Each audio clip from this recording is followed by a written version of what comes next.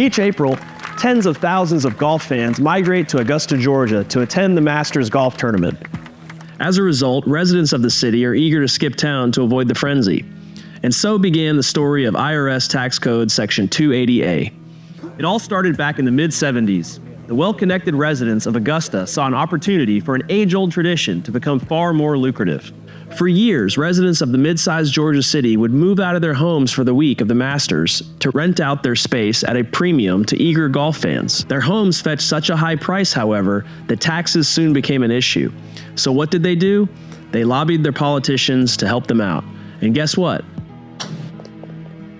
It worked. A new section was added to the tax code shortly thereafter.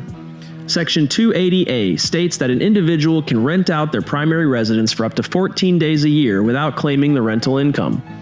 You may claim up to 14 days of tax-free rental income from your personal primary residence. Exceeding 14 days means that all of that rental income becomes taxable, not just the days over 2 weeks. The property must be rented out at a reasonable market rate, and proper record keeping must be in place. But the rule is pretty simple. Here's the kicker. As a small business owner, you can rent out your home to your own business. Say you rent out your home for $1,000 per day to your practice for the 14 allowable days per year. As a homeowner, that's $14,000 per year of tax-free income.